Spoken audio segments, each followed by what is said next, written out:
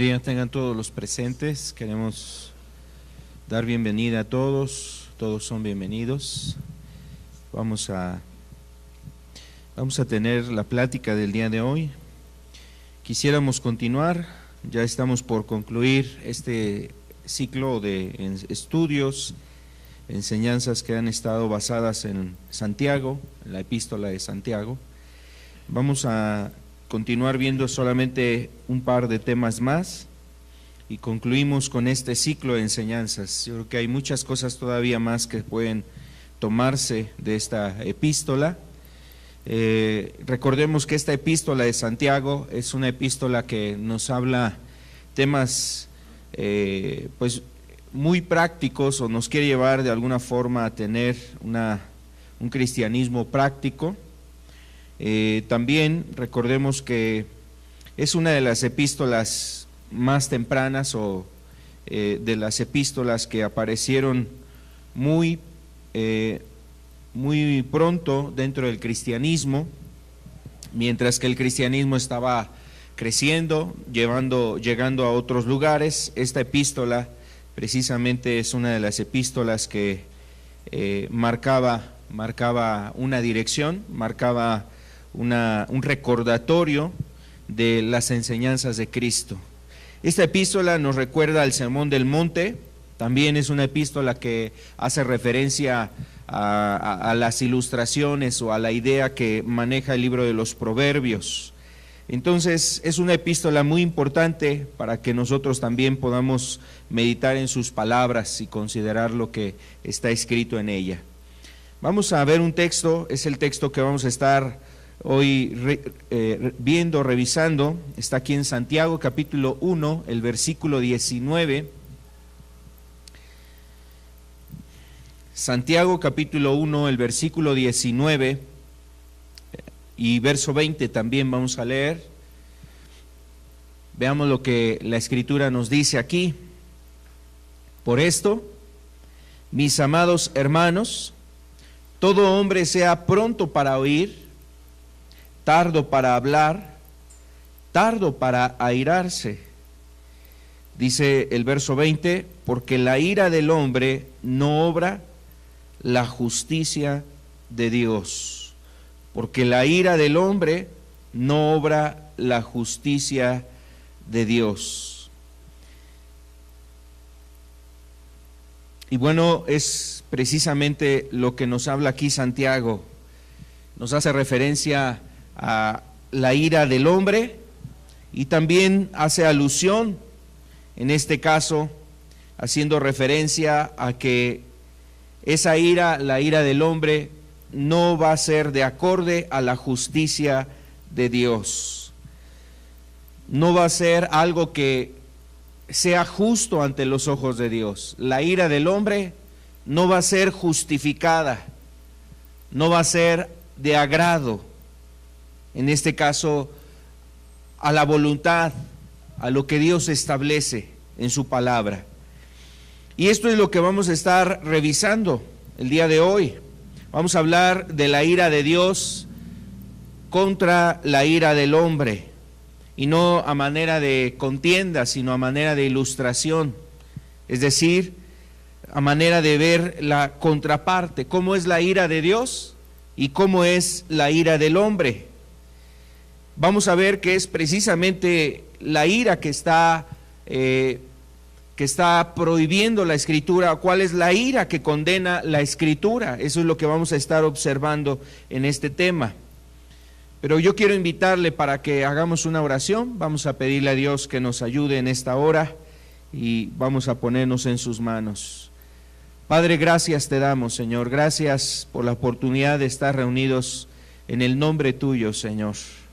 Padre, queremos, Señor amado, acercarnos a ti, Señor, para reconocer que tú, Señor, eres misericordioso y, como dice tu palabra, tú eres tardo para la ira, eres grande en misericordia y en verdad, Señor.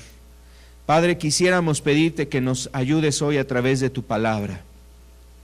Ayúdanos, Señor amado, que sea tu palabra lumbrera, luz, que sea, Señor, un medio por el cual nos instruyas, nos hables el día de hoy Y Señor, nuestras vidas sean dirigidas a través de lo que hoy podemos leer, ver en la Escritura. Señor, que nuestros corazones sean formados de acorde a lo que está en tu palabra.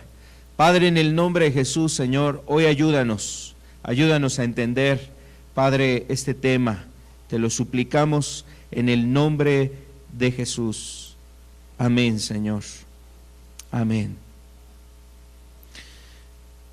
Pues vamos a estar hablando entonces sobre la ira, y de alguna forma el propósito de Santiago en este texto que leíamos es precisamente ayudarnos o advertirnos sobre esta pasión, este sentimiento que puede de alguna forma estar en cualquiera de nosotros, y ese sentimiento, esta pasión que de alguna forma puede llevarnos a no actuar conforme al propósito de Dios. Esto es lo que nos está advirtiendo el apóstol Santiago. Y de alguna manera lo hace referencia o lo habla Santiago para que nosotros cuidemos nuestra vida, sobre todo en esta área.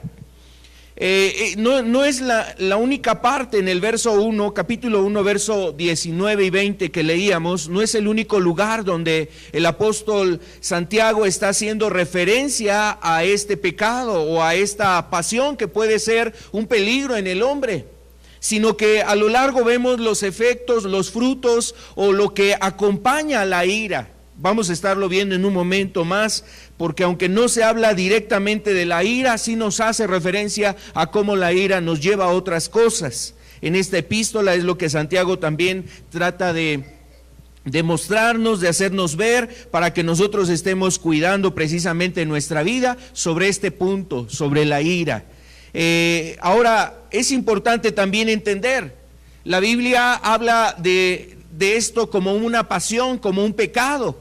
Habla de la ira, habla de la ira, del enojo, habla de la ira y del enojo como una pasión que el hombre debe de cuidar. Por ejemplo, este pecado es uno de los pecados que figuran en listas de pecados que obviamente Dios está reprobando, está condenando, que hace acreedor a una persona que no herede la eternidad, la vida eterna con Dios. El mismo Señor Jesucristo en el capítulo 5 habló algo sobre el enojo o sobre la ira, y haciendo referencia a una enseñanza ahí quizás muy importante del Señor Jesús, relacionando la ira con el homicidio.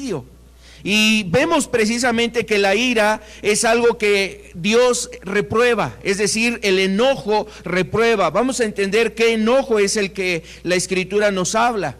Ahora, también es importante entender que a veces la persona se justifica al ver personajes en la Biblia que actuaron con ira, o quizás inclusive se justifica pensando que Dios mismo es un Dios que se enoja, es un Dios de ira. Y a veces, a veces las personas hacen una distinción entre el Dios del Antiguo Testamento y el Dios del Nuevo Testamento. A veces esa distinción, una de las características principales que hacen referencia es que el Dios del Antiguo Testamento era un Dios sanguinario, era un Dios de ira, era un Dios cruel, era un Dios que por la ira destruía pueblos, naciones, por la ira actuaba con ese furor, con fuego, con juicios trayendo sobre las personas. Entonces, a veces no se comprende realmente ¿por qué la Biblia habla de esa ira, la ira de Dios? Ahora, quiero decirle algo. La realidad es que lo que nos muestra la Escritura es que también Dios es un Dios que se aira, o sea, un Dios que se enoja, que se indigna, que se enciende el furor de Él a causa de lo que el hombre ha hecho. Ahora, la Escritura cuando nos habla también respecto al enojo de Dios o la ira de Dios, nos da los motivos, los argumentos. Y es algo que quisiéramos también tocar, porque es necesario que entendamos la diferencia entre el enojo de Dios, la ira de Dios, y la diferencia que existe en el enojo del hombre. Eso yo creo que es muy importante que nosotros lo podamos observar. Entonces, en esta primera parte de este mensaje, de este estudio, quisiera hablar precisamente sobre el enojo de Dios. Quiero pedirle que pongamos atención, vamos a estar observando algunas cosas necesarias para para poder observar precisamente este punto que tiene que ver sobre el enojo o la ira de Dios. Vamos a ver aquí en una diapositiva las razones por las cuales en la Biblia nos deja ver que viene la ira de parte de Dios. ¿Cuándo viene la ira de parte de Dios? Y esto va a ser importante que nosotros lo tengamos presente. Primero, debemos entender que la ira de Dios no era arbitraria o no es arbitraria y no es una ira basada de forma autoritaria. Arbitraria, queremos decir en esto, o sea, no es algo que salga de control o que se brinque reglas Dios o leyes Dios cuando actúa en ira o cuando hay ira en Dios. Y de forma autoritaria, hablando por la posición en la que Él se encuentra, es decir, no porque sea Dios o no porque Él está en la posición de Dios, la ira con la cual actúa, obra injustamente, inadecuadamente.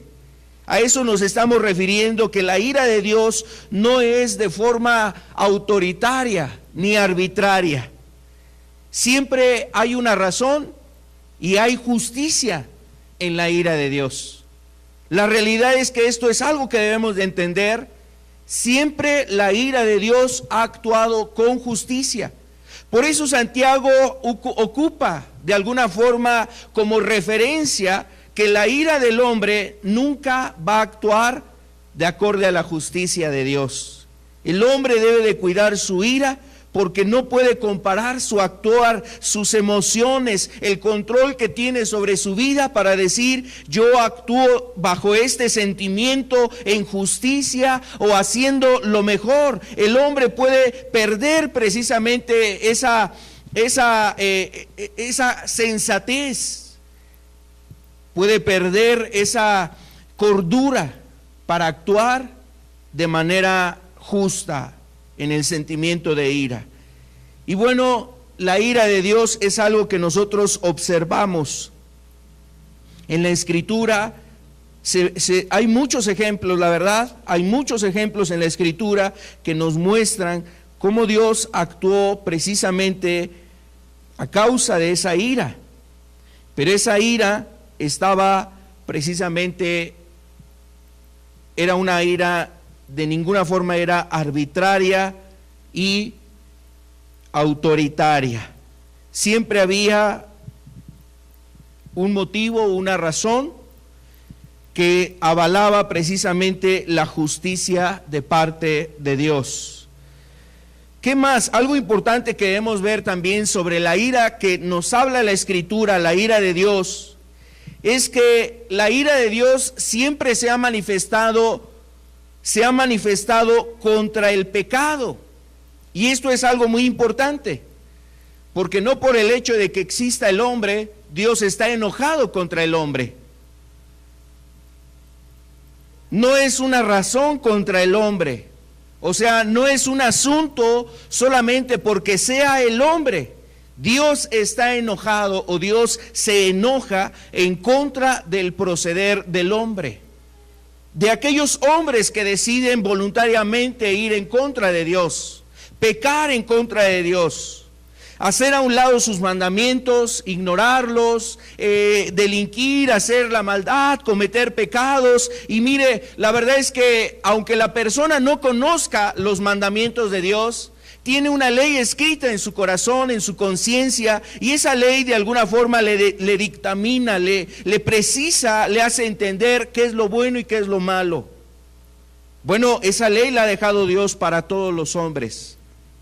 Y cuando el hombre viola aún su propia conciencia, quebranta su propia conciencia o quebranta las leyes de Dios, Dios está enojado contra el hombre. Mire, eso es lo que nos dice la Escritura. Vamos a ir viendo algunos pasajes. Quiero invitarle para que veamos lo que dice el Salmo en el Salmo 7, verso 11, por favor.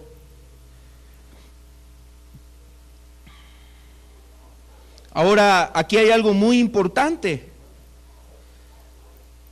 El Salmo 7, verso 11, nos dice aquí la Escritura: Dios es juez justo y Dios está airado contra el impío todos los días.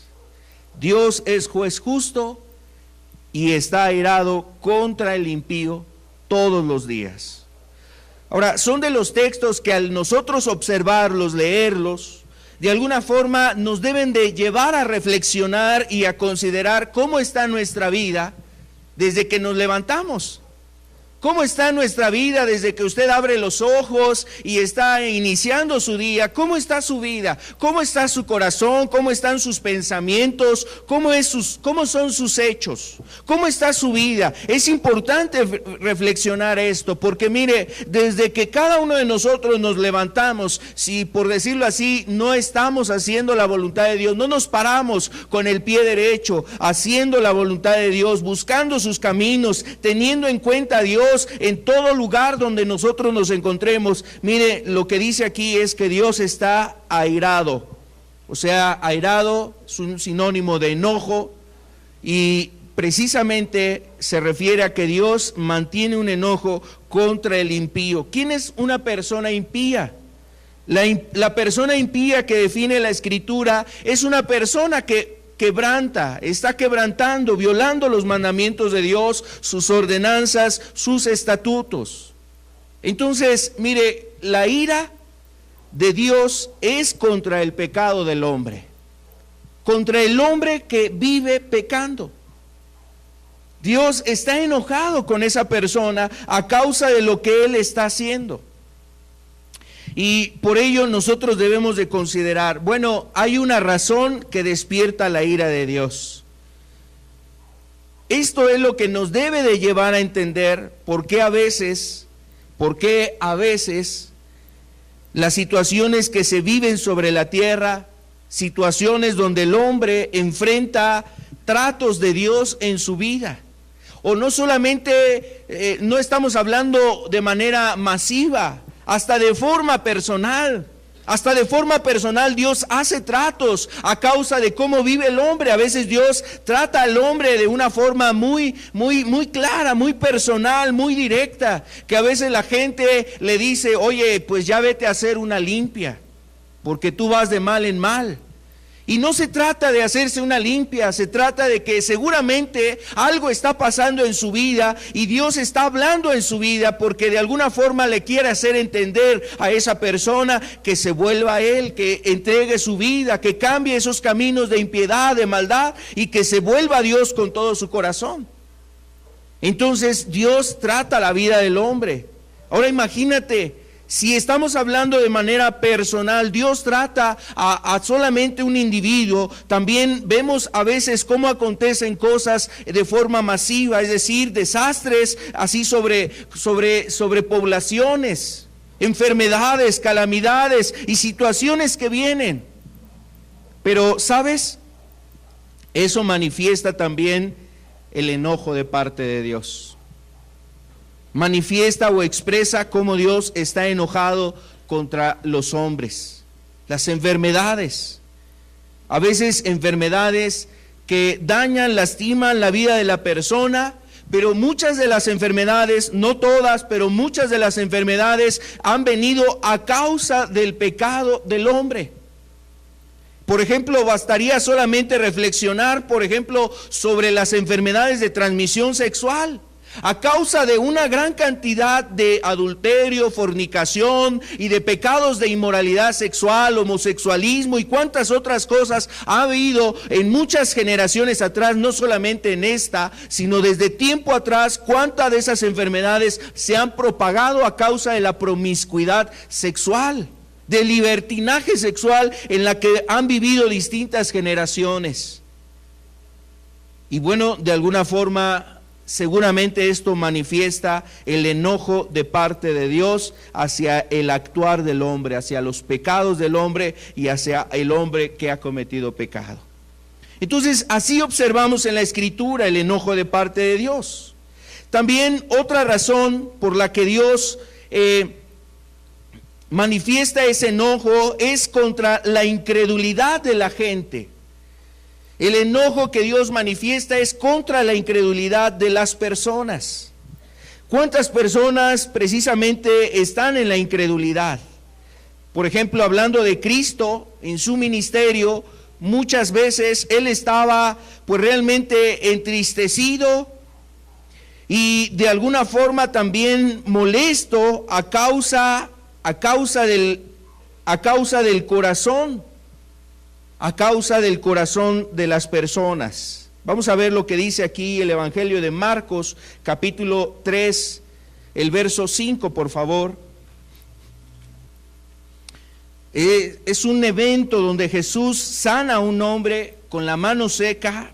Estaban ahí en una sinagoga y dice aquí: entonces mirándolos alrededor con enojo, entristecido por la dureza de sus corazones, dijo al hombre: extiende tu mano. Y él la extendió y la mano le fue restaurada, le fue sanada. Ahora, aquí observamos a Jesús en un momento donde Él estaba haciendo una señal, un milagro, y los milagros que hacía Jesús era para dar testimonio de parte de quien venía, para manifestar precisamente la gracia de Dios hacia el hombre, el favor. Y los milagros que hacía Jesús era precisamente para respaldar la enseñanza, la doctrina, el mensaje que Él traía.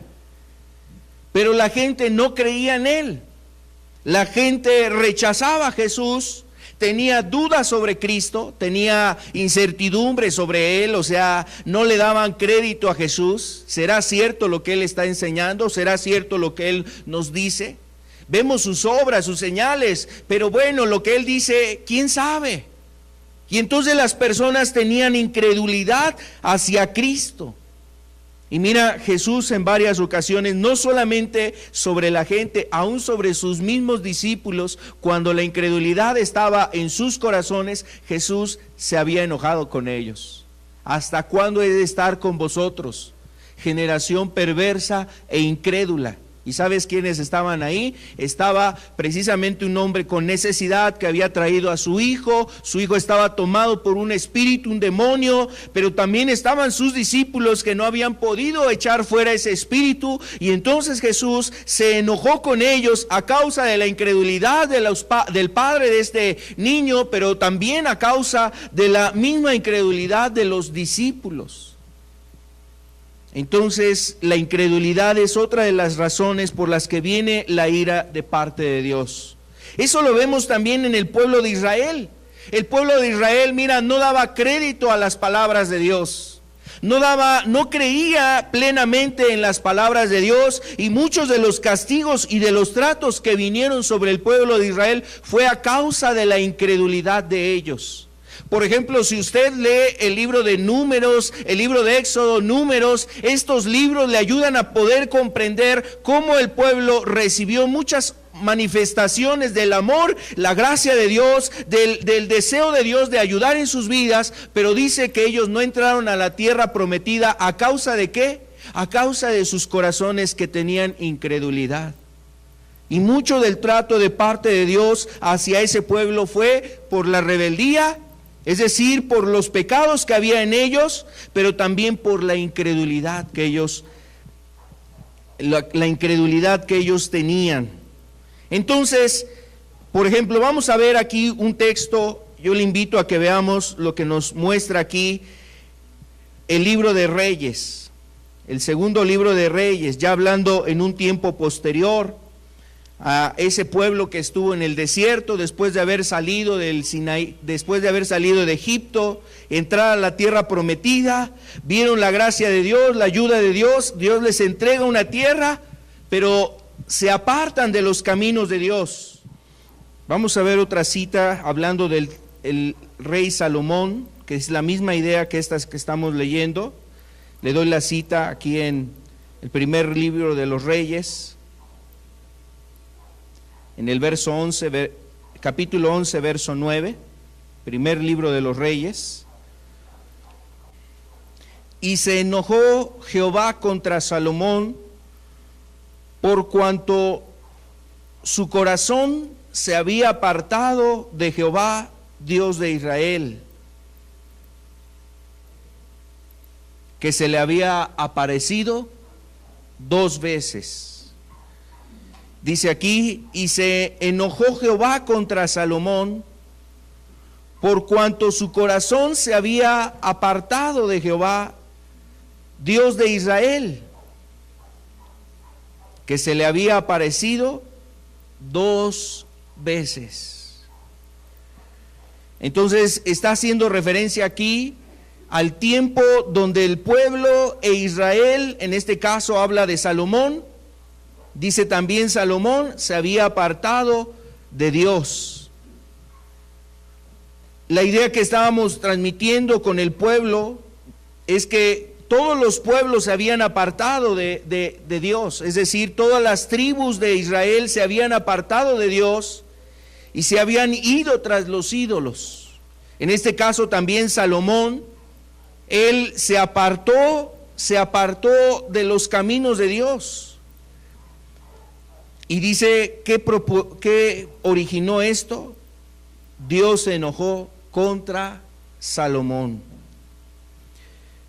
Entonces, algo que también despierta precisamente el enojo de Dios es una persona que está caminando con Él, que conoce su palabra, que ha conocido la ayuda de Dios. Por ejemplo, aquí es muy trascendente la última parte donde dice, se le había aparecido 2 veces. Hablando de esa revelación, hablando de ese contacto que había tenido Dios, ¿con quién? Con Salomón. Se había mostrado, se había manifestado, había visto la gracia de Dios, había visto el favor de Dios, es más, había recibido dones de parte de Dios, un don de sabiduría. Pero con todo y eso, ¿qué pasó en la vida de Salomón? Salomón se apartó de Dios. Y esto produjo precisamente que él se enojara, que Dios se enojara contra Salomón. Ahora, el enojo de Dios viene a causa precisamente de eso, a causa de apartarse de los caminos de Dios. Gente que se aparta de los caminos de Dios, y tú lo ves en la historia del pueblo de Israel, es un pueblo que fue tratado muchas ocasiones a causa de cómo ellos se apartaban de los caminos de Dios. Venían cosas a sus vidas, había de repente enfermedades, había tratos directos, había enemigos que los tomaban, los oprimían, les hacían daño. Y si tú ves, por ejemplo, el libro de los jueces, tú observas eso. Si ves en el libro de los reyes, tú observas precisamente los reyes posteriores a Salomón. Los reyes posteriores a Salomón vivían momentos donde algunos caminaban con Dios, pero otros se apartaban de Dios, y esas personas que se apartaban de Dios no tardaban en venir precisamente los tratos de parte de Dios sobre esos pueblos. Y parecía que todos se habían apartado. Solamente permanecía la tribu de Judá, que se mantenía buscando a Dios. Pero hubo un tiempo donde aún la misma tribu de Judá se apartó de Dios, y entonces también vino el trato de Dios sobre esa ciudad que era Jerusalén, sobre el templo, y fueron llevados cautivos a Babilonia. Entonces observamos precisamente la forma en que Dios obra o cómo actúa con la ira. Su ira actúa en base a lo que el hombre lleva a cabo. ¿Qué más? También la ira de Dios viene por el rechazo de su Hijo y la salvación que Dios nos ha provisto a través del Hijo. Es decir, la ira de Dios viene también a causa de la incredulidad del hombre, o de rechazar la salvación que Él ha provisto a través de su Hijo. Y nosotros debemos de tener en cuenta precisamente esto. Nosotros debemos de considerar lo que Dios ha provisto a través de Cristo Jesús. La salvación que se nos muestra a través de Cristo Jesús. Vamos a ver lo que dice aquí Juan capítulo 3, verso 36, mire. El Evangelio de Juan, capítulo 3, el verso 36. Dice aquí la Escritura: el que cree en el Hijo tiene la vida eterna, pero el que rehúsa creer en el Hijo no verá la vida, sino que la ira de Dios está sobre él. La ira de Dios está sobre él. Y qué terrible es precisamente llegar a la muerte en la incredulidad. Qué terrible es llegar a la muerte en incredulidad. ¿Sabes? Porque la verdad, el hombre mientras está en esta tierra tiene la esperanza de cambiar, de arrepentirse, de entregarse a Dios, de pedirle perdón por sus obras, por sus actos, por sus pecados, por la vida que llevó en esta tierra. Pero cuando el hombre se mantiene y se aferra en una incredulidad, en no creer en Dios, en no creer en Cristo, en no creer en lo que Él ha provisto para que el hombre encuentre la salvación y la vida eterna, qué terrible es morir y no estar preparado para recibir la gracia de Dios o alcanzar la gracia de Dios. Esa gracia se alcanza cuando creemos en Cristo Jesús, cuando nos damos a Él, nos rendimos a Él, cuando confesamos nuestro pecado a Jesús y vivimos de acorde a su voluntad. Viene esa gracia. Pero el que no cree, eso es lo que despierta la ira. Y aquí lo anuncia el mismo Señor Jesucristo. El mismo Señor Jesús hablaba de esto. Yo vine precisamente de arriba y he venido para manifestar las obras que el Padre me ha enviado a mostrar. Y les hace referencia el Señor Jesucristo a los que escuchaban este mensaje, que el que se rehusaba a creer no verá la vida, sino más bien vendría la ira de Dios sobre él. Otro punto también, la ira de Dios viene a causa de la falta de compasión y de amor hacia el prójimo. Cuando Dios manifestaba precisamente tales juicios sobre ciertas naciones, sobre ciertos pueblos, es también porque había una ausencia de compasión y de amor hacia el prójimo. Por ejemplo, uno de los juicios especificados aquí en la Escritura que nos muestra el juicio que Dios hizo sobre Sodoma y Gomorra. Ese juicio que hizo Dios sobre Sodoma, manifiesta la Escritura que fue a causa precisamente de no tener compasión sobre las personas que estaban ahí en esa ciudad. Se había denigrado tanto Sodoma que había hecho cosas terribles contra los que estaban a su alrededor. Por ejemplo, vamos a ver lo que dice Ezequiel capítulo 16, el verso 49. Manifiesta ese juicio, la indignación de Dios sobre una sociedad que además de pecados no tenía compasión hacia su prójimo. Aquí en Ezequiel capítulo 16, el verso 49, nos dice aquí la Escritura: he aquí que esta fue la maldad de Sodoma, tu hermana. Mire qué dice aquí. Dice: soberbia, saciedad de pan, abundancia de ociosidad tuvieron ella y sus hijas, y no fortaleció las manos o la mano del afligido y del menesteroso. Saciedad de pan, no fortaleció la mano del afligido y del menesteroso. Eso quiere decir que en esa ciudad había mucho egoísmo, había falta de compasión hacia el afligido, hacia el necesitado. Podría ser un huérfano, podía ser una viuda, podía ser una persona minusválida, una persona enferma, una persona pobre, una persona con escasez, con necesidad real y verdadera. Y dice que no fortalecieron las manos de esas personas. Y fortalecer quiere decir ayudar, extender la mano. Era tan débil que no podía sustentarse por su propio brazo, por su propia mano, y no hubo quien le extendiera la mano al afligido y al menesteroso. Entonces, mire, cuando hace falta la compasión, eso también desata la ira de Dios. No solamente podemos pensar en aquellos pecados que podrían observarse como pecados quizás terribles. Aún la falta de compasión y misericordia desata la ira de Dios. Y eso lo observamos aquí en la Escritura. Entonces, estos son algunos aspectos por los cuales se manifestaba precisamente la ira de Dios.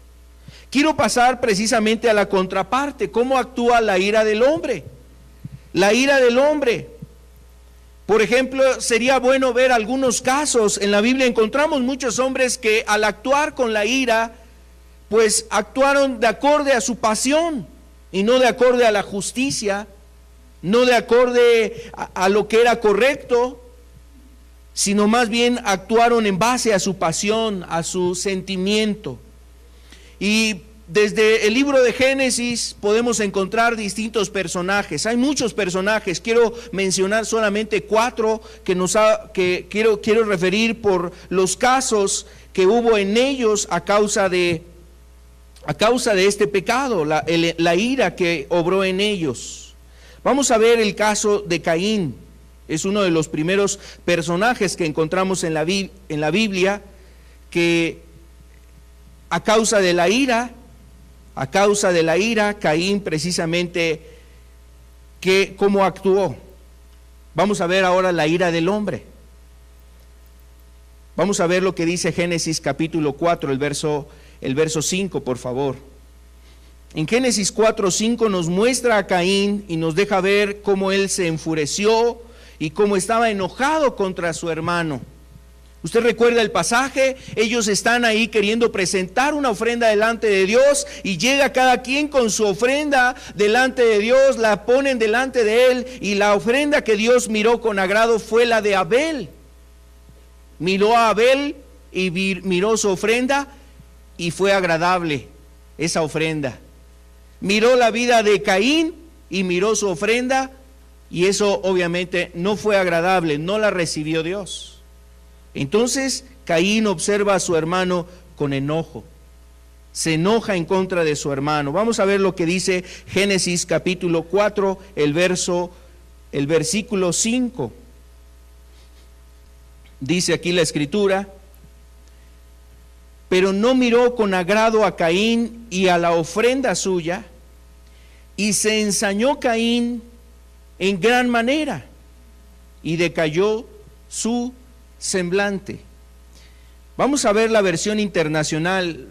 La versión internacional es una Biblia que también nos ayuda a entender un poquito más este texto. Mire lo que dice esta versión, la versión internacional.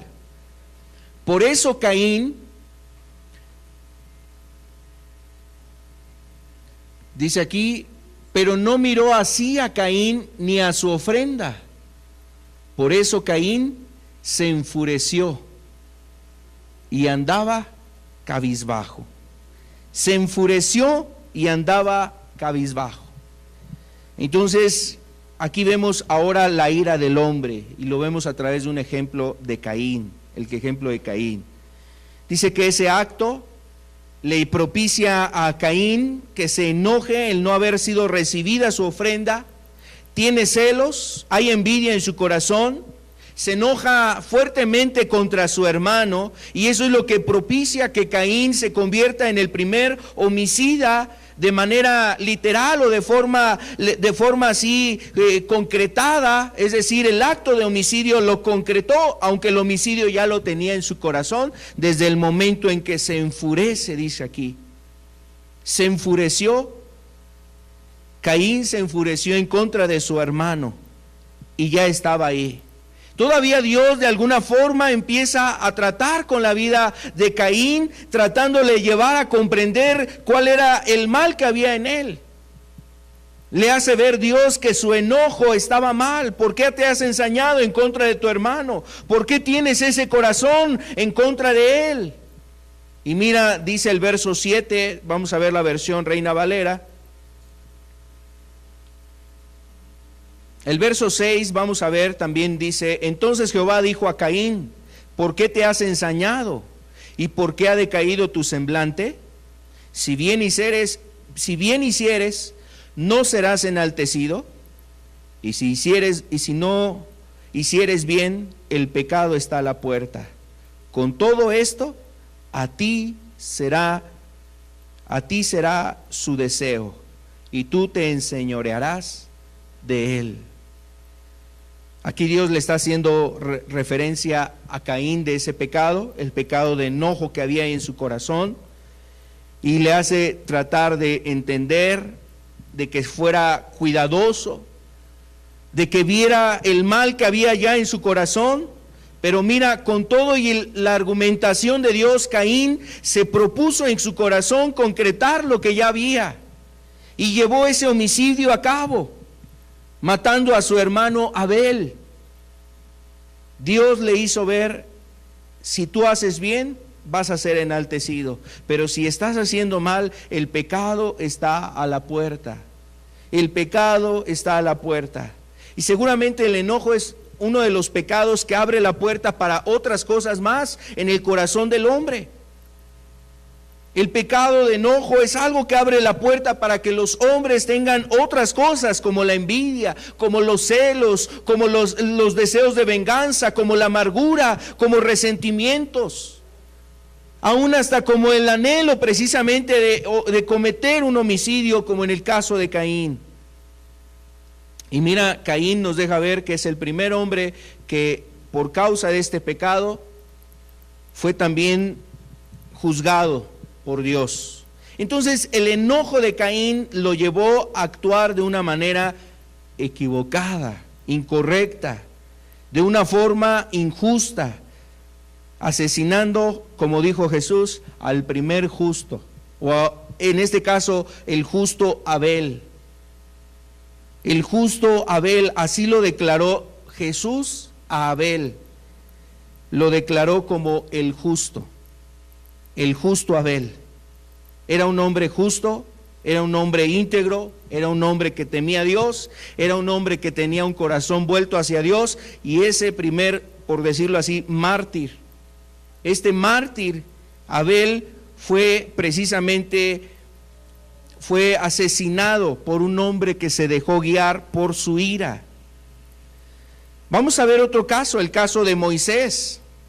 El caso de Moisés es muy representativo. ¿Sabe por qué? Porque de alguna forma nos deja ver quizás también a la par con Caín. Caín fue desterrado, andaba errante, andaba sin dirección, sin tierra fija, andaba de aquí por allá, andaba mal la vida de Caín. Pero mira, de Caín vino una descendencia terrible, hombres impíos, hombres que hicieron lo malo. Estamos hablando de un hombre que quizás desde el origen no estaba haciendo la voluntad de Dios. Pero ahora vemos el caso de Moisés. Moisés, un hombre que dice la Escritura, era un hombre con el cual Dios pudo hablar cara a cara. A Moisés se le manifestó Dios. Moisés vio el rostro de Dios, Moisés escuchó la voz de Dios, Moisés vio las maravillas de Dios ahí precisamente en Egipto, desde aún la zarza en el monte Sinaí, la zarza ardiente, los milagros en Egipto, las plagas que fueron hechas, vio todas esas maravillas.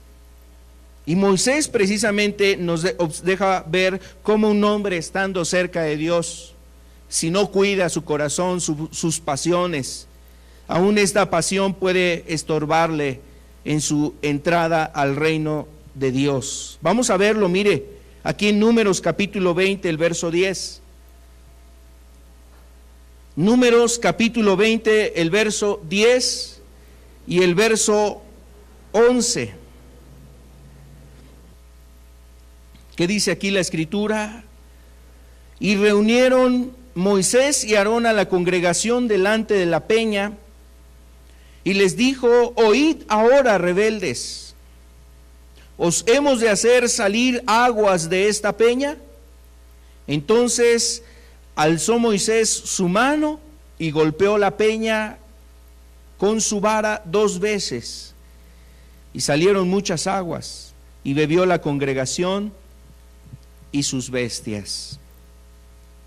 En este texto nos deja ver una escena donde Moisés manifiesta un milagro de parte de Dios hacia el pueblo de Israel que se encontraba en el desierto, estaban en el desierto y tenía sed el pueblo de Israel.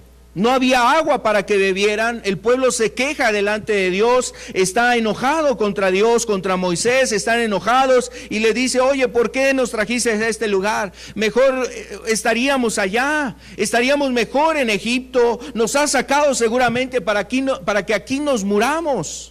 Y estaban llenos de queja. Entonces Moisés llega delante de Dios y ora en el tabernáculo, pide la ayuda de Dios y Señor, mira este pueblo cómo se ha rebelado. Entonces Dios le dice a Moisés, ve delante del pueblo, toma tu vara y delante de esa peña la vas a tocar la peña y de ella va a salir agua. Mira, la indicación que Dios le dio a Moisés es toca con tu vara la peña para que de ella brote agua. Pero lo que vemos aquí es que Moisés estaba indignado, Moisés estaba enojado. Y llega de esta forma delante del pueblo y les dice, oíd ahora rebeldes, ¿os hemos de hacer salir agua de esta peña? Entonces Moisés dice, entonces alzó Moisés su mano y ¿qué dice? Golpeó la peña con su vara 2 veces. Golpeó esa peña con su vara 2 veces y salieron muchas aguas. Mira, Dios proveyó el agua para ese pueblo, pero Moisés no hizo lo que Dios le había encomendado, lo que Dios le había manifestado. Tienes que hacerlo de esta forma. Y sin embargo, Moisés no lo hizo así. ¿Eso sabe qué generó? Generó que Moisés no pudiera entrar a la tierra prometida. Vamos a ver lo que dice Deuteronomio, por favor. Deuteronomio 34, el verso 4. Si usted lee el verso 1 en adelante, dice que Moisés sube a un monte, al monte Nebo, en la tierra de Moab. Y cuando llega hasta la cumbre de ese monte, Moisés empezó a mirar toda la tierra de Canaán que Dios le iba a dar. Y miró hacia el norte, miró hacia el sur, miró hacia el lado del mar grande, hacia el mar Mediterráneo, y miró también del otro lado, y entonces vio que la tierra era muy, muy grande, muy amplia. Vio todas las cosas que había en esa tierra, una tierra muy próspera. El verso 4 dice, y le dijo Jehová, esta es la tierra que juré a Abraham, a Isaac, a Jacob, diciendo, a tu descendencia la daré. Te he permitido verla con tus ojos, mas no pasarás allá. Mas no pasarás allá. ¿Y sabe esto a causa de qué vino en la vida de Moisés? A causa de que no glorificó a Dios delante del pueblo de Israel, actuando de esa manera, no lo santificó, dice la Escritura. No me santificaste delante de los hijos de Israel, por lo cual no entrarás a la tierra prometida, le dice Dios. Y Moisés cuando sube a ese monte observa la tierra, pero no entró en aquella tierra. Entonces mire, el enojo no es cualquier cosa. El enojo no es cualquier situación, la ira y las cosas que nos lleva a hacer la ira no es cualquier cuestión, los actos que vienen como fruto de la ira no es cualquier cosa. Y yo creo que esto es lo importante de ver este caso, este ejemplo, el ver que la trascendencia, lo que trasciende la ira que nosotros no cuidamos. Y así podemos ver el caso de Saúl. Saúl fue otro hombre que manifestaba esa ira. En una ocasión cuando venían de pelear, venía Saúl y venía David también con él, y la gente estaba haciendo un cántico. El cántico decía que Saúl había vencido a 1000, pero David había vencido a 10,000.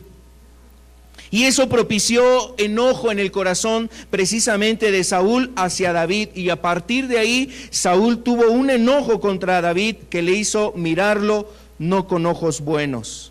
Vamos a ver lo que dice aquí, primer libro de Samuel, capítulo 18, el verso 9, por favor. El primer libro de de Samuel, capítulo 18, el verso 9. Y desde aquel día Saúl no miró con buenos ojos a David. Así es que si usted no mira con buenos ojos a un hermano, o si usted no mira con buenos ojos a una persona, a su padre, a su amigo, a las personas que están a su alrededor, si usted no lo mira con buenos ojos, tenga cuidado, porque ese enojo que usted trae ahí en su corazón, después le puede llevar a hacer cosas incorrectas, inadecuadas. Saúl desde ese entonces no miró con buenos ojos a David, y ¿sabes qué se dio después de esto? La persecución de David. Y Saúl buscó a David en toda Judea, en toda la región de Judea, todo el desierto estuvo caminando, buscándolo, porque quería matarlo. Quería matarlo. Fíjese cómo el enojo empieza a veces con esas miradas, ¿no? Esas miradas que manifiestan lo que hay en el corazón del hombre. Otro caso, el caso de Naamán. Naamán era el general del ejército sirio. Naamán era el general del ejército sirio, era un hombre quizás con muchos títulos. Había ganado muchas tierras, había vencido muchos territorios, había sido un general muy prominente en ese sentido. Como general había alcanzado grandes victorias para su tierra, para su país, para su nación. Y este hombre dice que era un hombre leproso. Usted puede leer esa historia de Naamán en el segundo libro de los Reyes. Y nos habla que este hombre estaba leproso. Escucha que en Israel había un profeta que podía hacer un milagro en su vida y podía él ser sanado, porque Dios podía obrar a través de ese profeta y sanarlo de esa enfermedad, la lepra. Esa noticia le agradó a Naamán, y entonces va a aquella tierra de Israel, va a la tierra de Israel para poder encontrarse con el profeta. Y mire, lo que nos refleja esta historia es cómo el hombre, por el enojo, a veces pierde los pies de la tierra. O sea, los pies ya no los tiene sobre la tierra, está flotando, se siente encima, y a veces así el enojo hace ver a los hombres, o los hombres se sienten por encima de otros y actúan con injusticia, con menosprecio. Actúan precisamente humillando y tratando de sentir que ellos son acreedores a mejores cosas. Por eso actúa con berrinche, por eso actúa aún impulsivamente, a lo mejor aplicando la ley del hielo en su enojo. No es merecedor de que yo le dirija la palabra, no es acreedor a que yo siquiera lo mire. ¿Quién es esa persona para que yo lo mire? El enojo actúa así en las personas. Mira cómo obró este hombre en el segundo libro de Reyes 5, verso 11.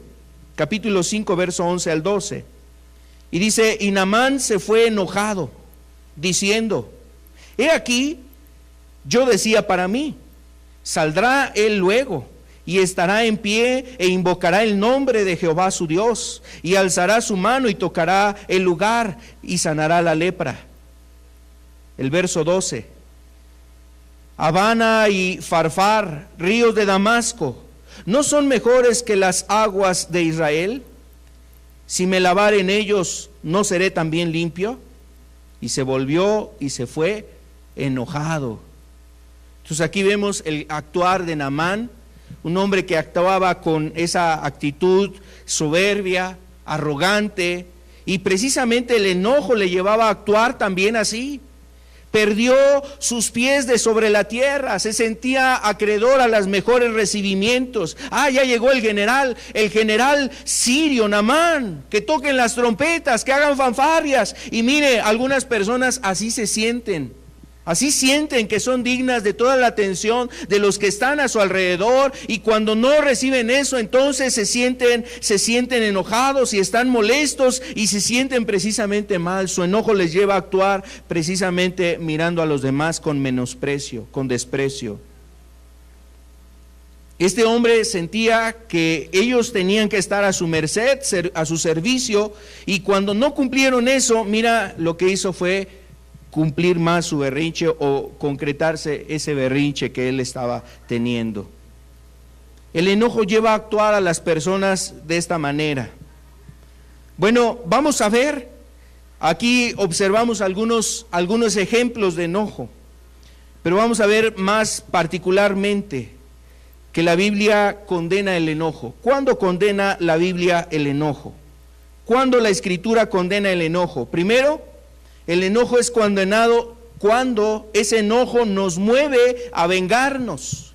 O cuando la persona, mira, aunque no concrete la venganza, anhela, tiene sed, tiene deseos de venganza. Ese enojo lo lleva precisamente a quererse vengar y pagar por el daño que ha recibido, o sea, quererse desquitar. Ahora me las cobra y voy a ver y no voy a descansar y voy a hacer todo lo posible para que sufra, para que padezca, para que sienta lo que yo sentí, para que experimente lo que yo experimenté, y tiene un deseo de vengarse. Mira lo que dice aquí Romanos capítulo 12. Romanos 12, el capítulo 12, verso 17. Dice aquí: no paguéis a nadie mal por mal. Procurad lo bueno delante de todos los hombres. Si es posible, en cuanto dependa de vosotros, estad en paz con todos los hombres. Y dice el verso 19: no os venguéis vosotros mismos, amados míos, sino dejad lugar a la ira de Dios. Porque escrito está: mía es la venganza, yo pagaré, dice el Señor. Mía es la venganza, yo pagaré, dice el Señor. Y en esto debe de cuidarse la ira que se propicia, a veces por alguna causa que tú recibes. Si tú has sido agraviado, ofendido, dañado, has sido a lo mejor lastimado, has recibido algún agravio, alguna injusticia, no dejes que ese enojo repose en tu corazón y encienda tu vida, que anheles el desquitarte, el vengarte. Da lugar a la ira de Dios, o sea, da lugar a lo que Dios se va a encargar de hacer. Tú da lugar a lo que Dios va a hacer en ese caso. Entrégalo, déjalo en las manos de Dios. No quieras pagar el mal con el mal. Por eso dice aquí: no pagues mal con mal, sino más bien procura lo bueno. Y en lo que esté posible en ti, cuanto dependa de ti, dice, tú debes de estar en paz con todos los hombres. Tú debes de estar en paz con todos los hombres. Dejad lugar a la ira de Dios. Recuerda lo que dice Santiago, y yo creo que va muy de acorde a lo que nos dice aquí el apóstol Pablo. La ira del hombre no va a obrar la justicia de Dios. Es mejor que tú dejes lugar ¿a qué? A la ira de Dios. Mía es la venganza, yo daré el pago. Entonces, cuando tú estás con anhelo de venganza, cuando tú anhelas ahí en tu corazón desquitarte, estás enojado, tienes envidia, estás lleno de celo, pues ese enojo, la verdad, está mal delante de Dios. Estás mal delante de Dios, necesitas limpiar tu corazón de ese enojo. Necesitas quitar esos sentimientos en tu corazón, o sea, quitar ese corazón, esa manera de pensar en tu corazón, de odio, de coraje, de ira, de enojo en contra de esa persona, aunque haya sido un agravio hacia ti, aunque haya sido algo injusto, aunque tú digas dentro de ti: oiga, hermano, pero ¿a poco voy a dejarme? ¿A poco voy a vivir así? ¿O a poco tengo que pasar por alto estas cosas? Es que él me agravió, es que eso es injusto, es que eso es precisamente inadecuado, no es correcto, es que entonces ¿quién va a poner un alto en estas situaciones? Mira, no nos toca a nosotros. Eso le corresponde precisamente a Dios. Y hay situaciones donde el hombre no debe de querer pues ganar, en este caso, esa situación. Mejor da lugar a que Dios se encargue de aquella circunstancia. Cuando más también precisamente viene este enojo es condenado, o el enojo que condena a Dios. Cuando ese enojo resulta en guardar rencor. Es decir, esa injusticia, ese agravio te lleva a guardar rencor en tu corazón. Mira lo que dice aquí Efesios capítulo 4, verso 26. Efesios 4, 26.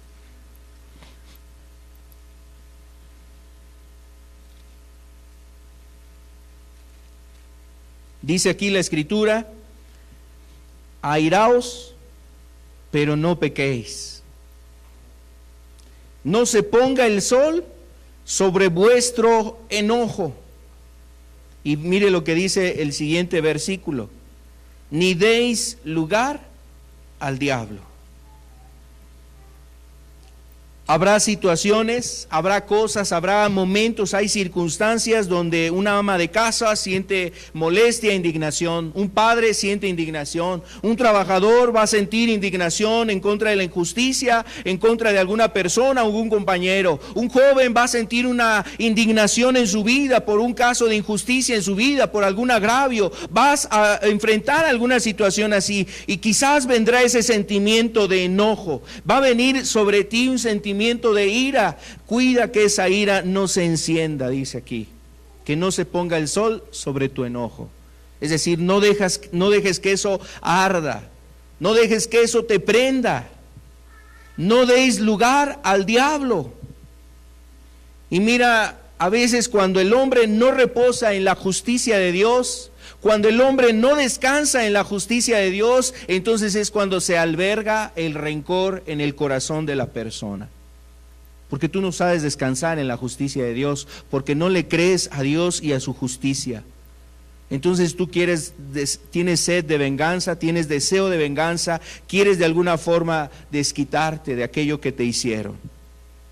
No sabes descansar en la justicia de Dios, no sabes descansar aún en el amor que Dios tiene para tu vida. Y eso te lleva entonces a guardar rencor sobre aquella persona que te ha dañado, que te ha hecho algún agravio, alguna injusticia. Miren lo que nos dice Eclesiastés capítulo 7, verso 9. No te apresures en tu espíritu a enojarte, porque el enojo reposa en el seno de los necios. Porque el enojo reposa en el seno de los necios. Y cuando habla reposar, es lo que nos llevaba a evitar precisamente Efesios 4:26, donde nos dice: viene la indignación, no dejes que se encienda, no dejes que repose o no dejes que se quede ahí y que se prenda esa situación en tu vida. Y lo que habla Eclesiastés es precisamente eso: no te apresures que tu espíritu se enoje. No dejes que el enojo repose en ti. ¿Por qué? Porque el enojo reposa en el seno. Y cuando habla del seno se refiere al ser interno, o sea, la parte interna del hombre, en su corazón, en sus pensamientos, en su corazón, en sus intenciones. No dejes que el enojo repose en tu seno, porque el enojo reposa en el seno de los necios. Qué dura es la palabra, pero de alguna forma nos dice la Escritura que el enojo nos lleva a actuar como necios. El enojo nos lleva a actuar como necios, actuando sin pensar, actuando sin medir las consecuencias, actuando sin pensar lo que podemos propiciar o generarán nuestros actos, nuestras palabras o nuestras acciones. ¿Qué van a generar? Y a veces ya cuando el hombre comete el enojo, cae en el enojo y lleva los frutos de esa cuestión, empieza a hacer cosas indebidas, entonces de repente se siente mal consigo mismo y se lamenta.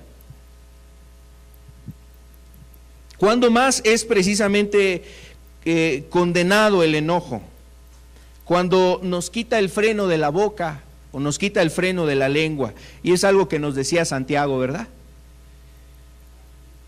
Mire lo que nos dice aquí Santiago capítulo 3, verso 3.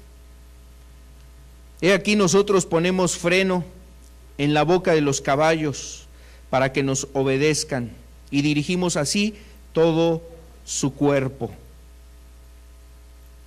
Pero mire, la persona que cae en el enojo. Mire lo que dice Santiago 1:26. Si alguno se cree religioso entre vosotros y no refrena su lengua, sino que engaña su corazón, la religión del tal es vana. ¿Y cuántas veces el enojo nos lleva, o cuántas veces el enojo le ha llevado a no cuidar su lengua? Y ya maldijo, y ya insultó, y ya ofendió. Y acontece, como dice el libro de Proverbios. El libro de Proverbios dice que a veces las palabras de ciertas personas son como golpes de espada, como duros golpes de espada, o como esos golpes que asienta un hombre que tiene una espada en su mano. Imagínense qué va a propiciar una espada en la mano de un hombre. ¿Qué va a producir eso? Va a producir heridas. Va a producir ahí heridas, amputaciones, va a producir ahí un daño, va a producir una muerte inclusive.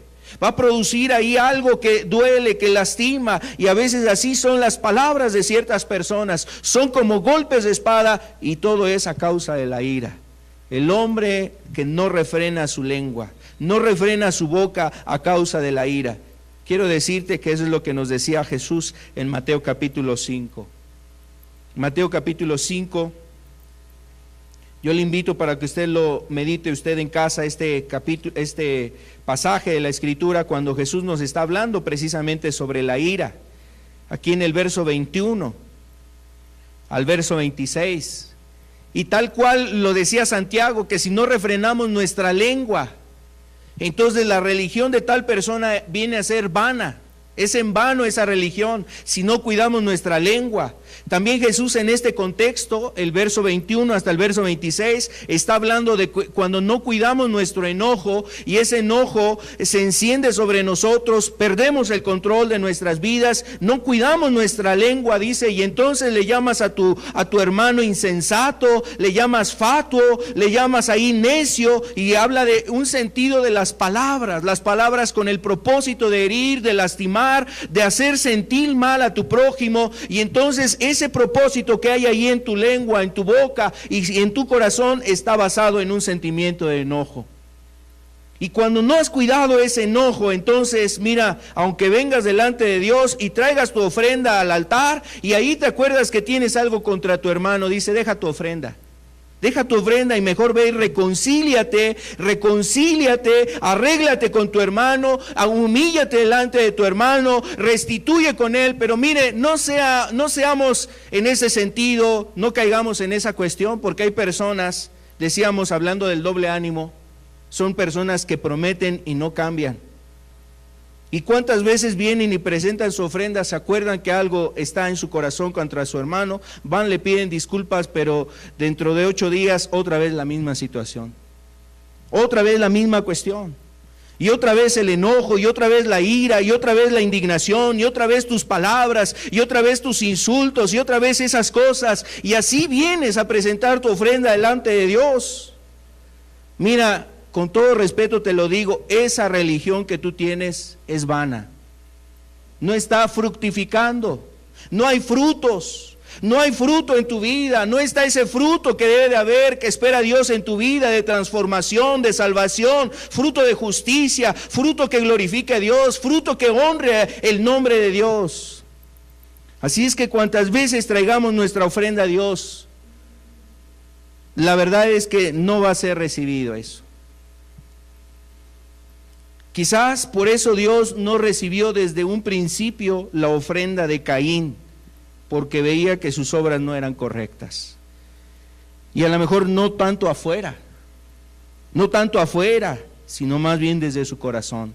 Quizás era un hombre que trataba mal a su hermano y le hablaba ásperamente. Quizás era un hombre que humillaba a su hermano o juzgaba y criticaba a su hermano, lo cual es un tema también de Santiago. A veces precisamente esta condición le lleva al hombre a convertirse en un juez y empezar a juzgar al hermano. Empezar a juzgar a su hermano, criticando sus errores, viendo sus defectos, viendo las faltas que tiene. Y como decía Jesús, nos convertimos en jueces que no miramos que en nosotros hay una viga, pero eso sí estamos viendo la paja que hay en el hermano. Y Santiago en el capítulo 4 del verso 11 en adelante al verso 12, 11 y 12 nada más, está hablando del juzgar. Y nos habla también ese contexto. El hombre se convierte en un juez. La ira, ¿sabes qué veces te pone? Te pone en el papel, decíamos, de Naamán. Te hace sentir que todos merecen la atención tuya. O sea, que más bien que tú mereces la atención de todos. Mereces que todos estén al tanto de ti. La ira también lleva al hombre a inclusive hacerle creer que él tiene la posición de juzgar las cosas y lo va a juzgar bien. Y mira, quiero decirte que por eso Dios nos dice, hay un juez y ese juez es el justo. Es el juez justo y él va a juzgar a los hombres con justicia. Ese juez justo es el que está indignado contra los pecados de la gente, del impío. Él juzgará con justicia a este mundo. Pero a veces el hombre se pone en ese tribunal o se sienta en ese trono de Dios pensando que él va a poder juzgar las cosas del hombre. Y a veces son tan crueles en su juicio, señalando los defectos de otro y no mirando la falta que hay en su propia vida. Bueno, Santiago es una de las cosas que aborda. La ira le lleva al hombre a hacer acepción de personas. Lo ves ahí en el capítulo 2 de Santiago. Había una exhortación hacia la gente de la iglesia porque hacía acepción de personas. Había imparcialidad ahí. Había más bien una parcialidad. Había ahí un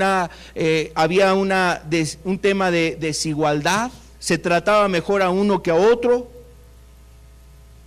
y eso llevaba a hacer juicios injustos. Entonces, fíjate a qué nos lleva la ira, todas estas cosas. Vamos a ver otro punto, por qué también la ira es condenada, cuando en la ira no hay dominio propio.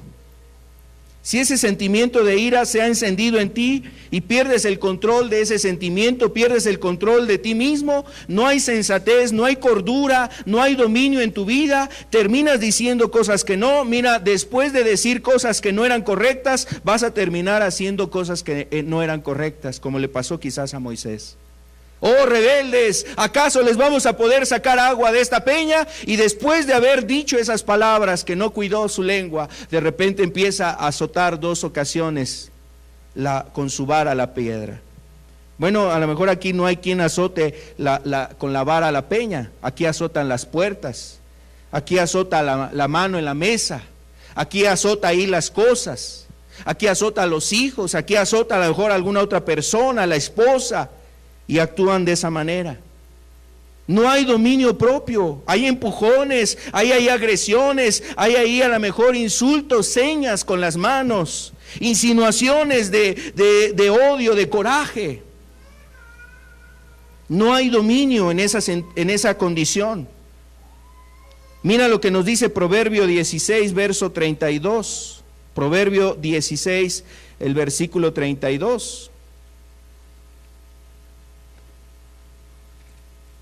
Alguien se siente o alguien se gloría por sus hazañas, por sus obras, por sus metas alcanzadas, por su intelecto, por sus dones, por las cualidades que puede tener. Mira lo que nos dice aquí.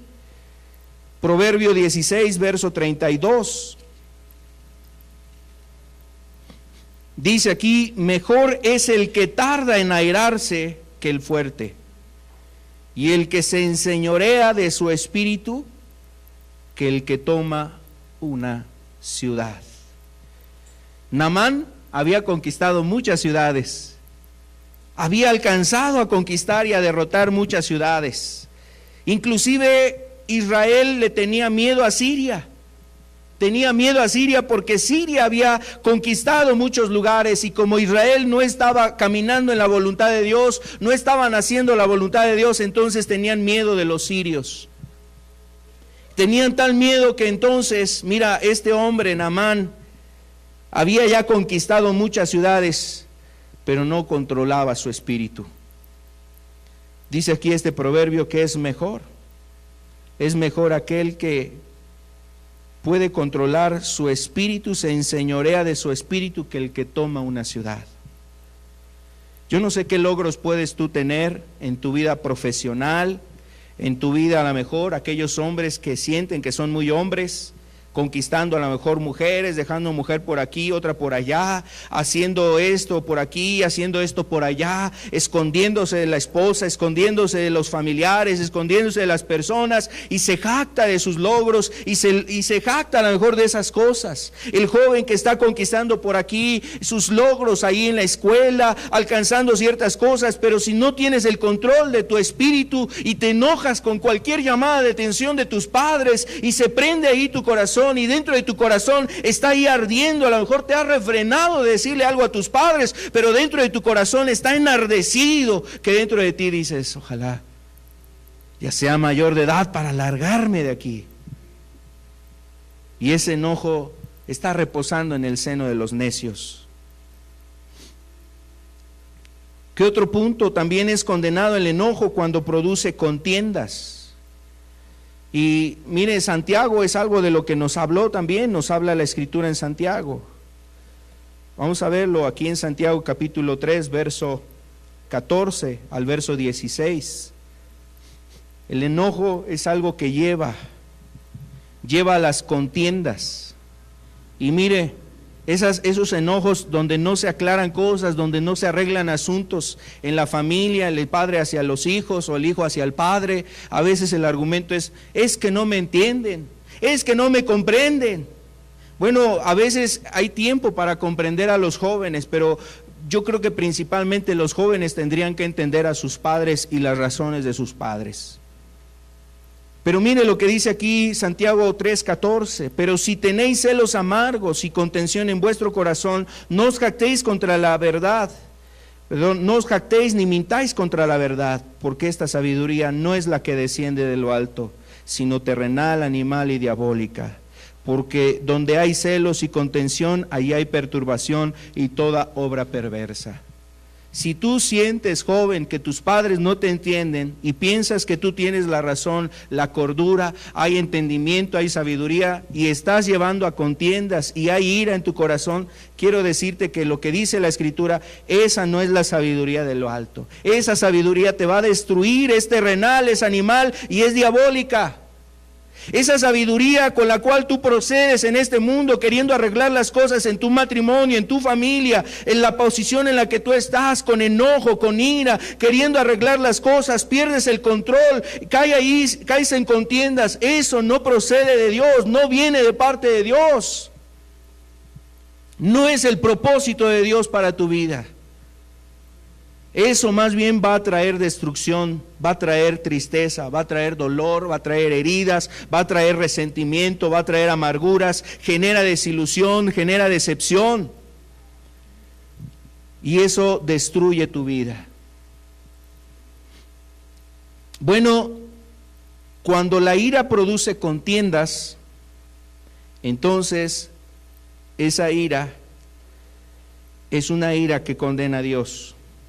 Esas discusiones, esos pleitos, esas enemistades que hay ahí en el corazón por causa de una ira.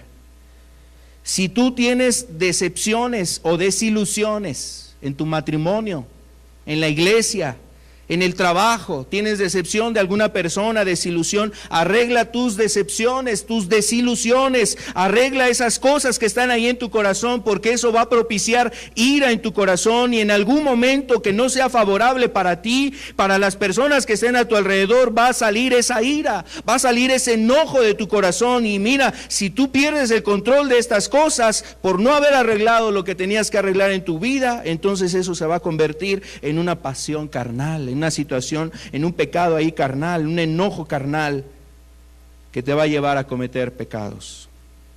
El ejemplo lo tenemos en Jonás. Yo le invito a que usted lea la historia de Jonás, particularmente el capítulo 4, el verso 1 en adelante. Solamente se lo describo, usted lo puede leer en casa. Fíjese cómo es la necedad del enojo. Jonás, usted recuerda la historia, era un hombre que Dios le hizo un llamado y le dijo, ve a Nínive a predicar. ¿Y qué hizo Jonás? No hizo caso, desobedeció, exacto, y se fue a otro lugar totalmente contrario. Agarró un barco en el sentido totalmente opuesto a lo que se encontraba, donde se encontraba Nínive. Y entonces estando ahí en alta mar, viene una tormenta, viene una tempestad, y hasta la misma gente que ni conocía a Dios que había en ese barco dijeron, algo habrá hecho alguno de los que estamos en esta tripulación, porque los dioses están enojados.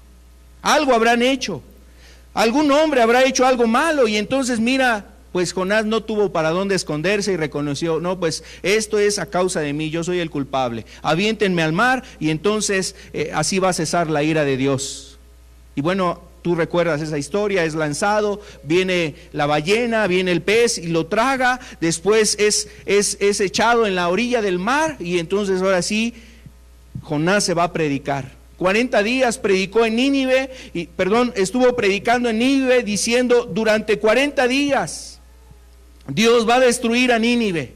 Viene un juicio, viene un trato de Dios sobre Nínive y Dios va a destruir esta nación por causa de su pecado. Y entonces todos se arrepintieron.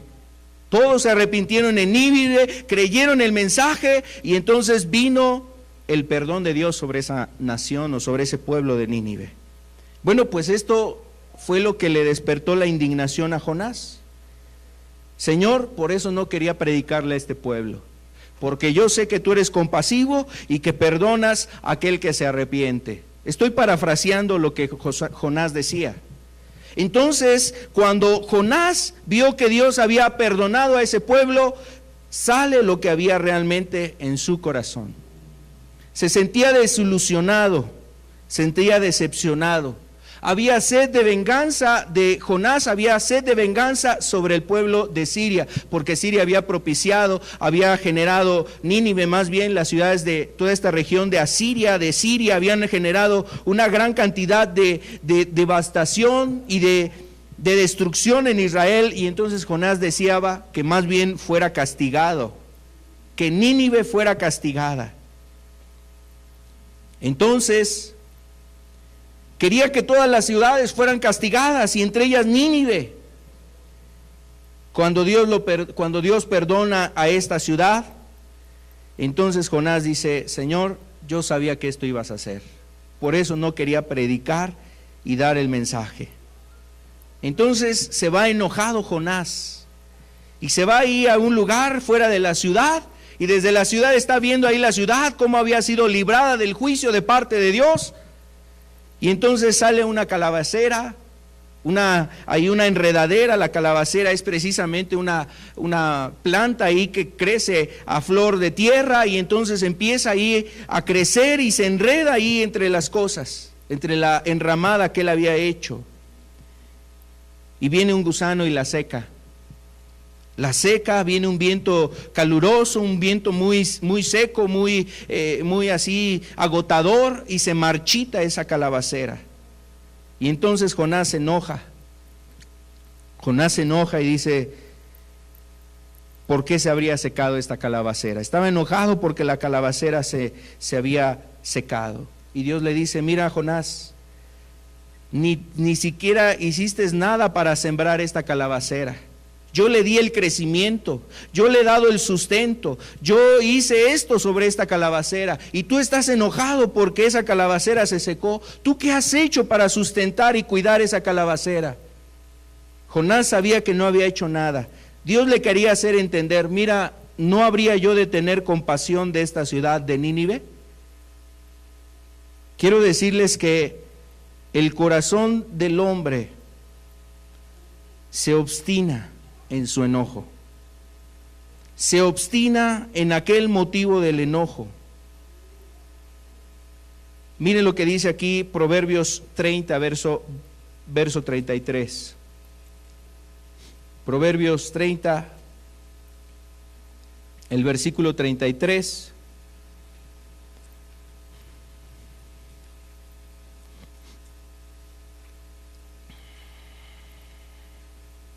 Dice aquí la escritura: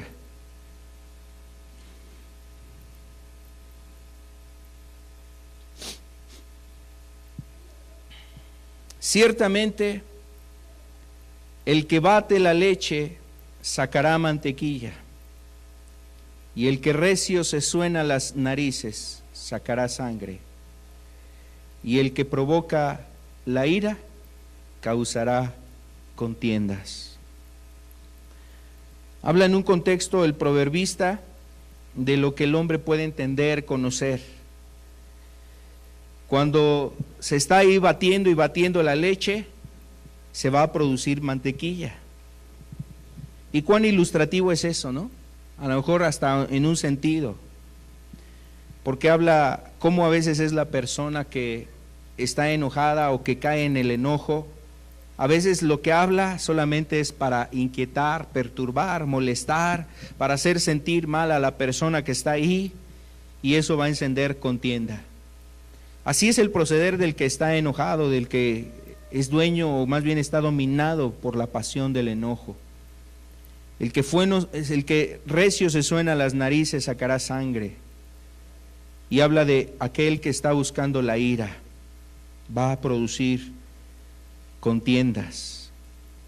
Entonces, la ira, esta es la ira del hombre, y esa ira, bien decía Santiago, no obra la justicia de Dios. En otras palabras, lo que nos dice Santiago es que el que está en la ira nunca va a actuar conforme a la justicia de Dios.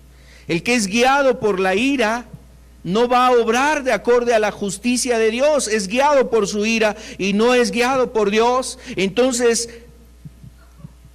no va a obrar según la justicia de Dios. Vamos a terminar, miren, quiero dejarle una tarea. Hay unos textos que serían bueno que los pudiéramos memorizar.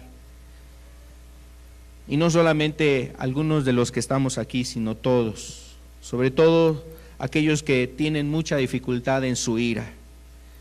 Aquellos que son gobernados por la ira. Yo le invito a que usted medite en estos textos. Aquí van a aparecer en la pantalla. Son textos para que usted los memorice, reflexione en ellos, y esos textos le van a ayudar a guardarse del enojo.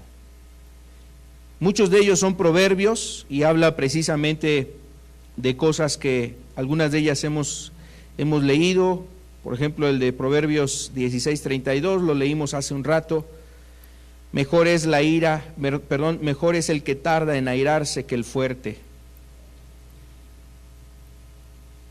Son textos que hacen referencia a cómo podemos guardarnos de la ira. Y memorizarlos le ayudará, ¿sabe por qué? Porque cuán importante es tener presente la palabra de Dios, como decía el salmista en el Salmo 119. Tus dichos tengo delante de mí para no pecar contra ti. Tus juicios los tengo delante de mí para no pecar contra ti. O lo que Dios le dijo lo que le dijo Dios a Josué, que meditara en el libro de la ley. Medita de noche y de día, para que hagas conforme a lo que está escrito, porque todo lo que hagas te saldrá bien. Entonces será prosperado tu camino y todo lo que hagas te saldrá bien.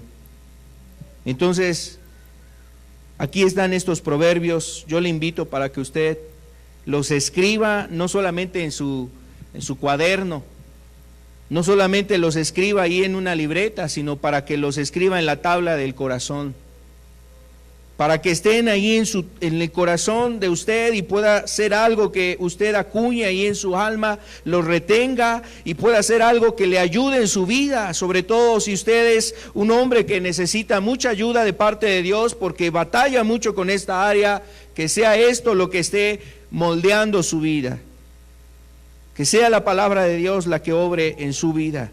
Si tú eres un joven, pues mira, no es la excepción. A veces uno de los pecados que abundan en los jóvenes es la ira, el enojo.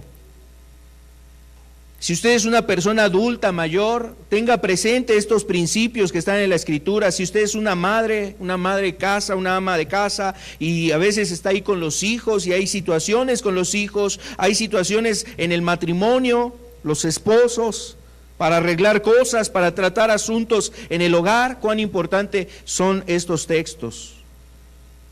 Escríbalos en su corazón. Vamos a terminar con una oración. Le invito a que cerremos nuestros ojos. Señor, en el nombre de Jesús te agradecemos y pedimos que tu Espíritu nos ayude a retener tu palabra. Ayúdanos a tener presente lo que nos hablas en la Escritura, Señor. Esto que dice Santiago: la ira del hombre no obra la justicia de Dios. Padre, en el nombre de Cristo Jesús, dirígenos, Señor. Queremos caminar en tu voluntad, hacer tu voluntad. Aquellos que tengan corazón dispuesto en seguir tus palabras, tu consejo, tus principios, Señor amado, aquellos que batallan en esta área, en su vida, en el nombre de Jesús te rogamos que venga tu gracia, tu liberación, que venga una convicción también en sus corazones para que se vuelvan a ti, Señor, para que se aparte de su corazón todo enojo, Señor, para que no repose, Señor, el enojo, Señor, en el corazón. Que cuando vengan situaciones de ira, de indignación, que no se ponga el sol sobre nuestro enojo, Señor, sino que venga tu gracia, tu Espíritu, Señor. Tu palabra, Señor, nos instruya, nos dirija. Y, Señor, tu Santo Espíritu nos ayude a tener la paciencia, la gracia. Pedimos esto en el nombre de Cristo Jesús. Te damos gracias, Señor. Amén, Señor. Amén.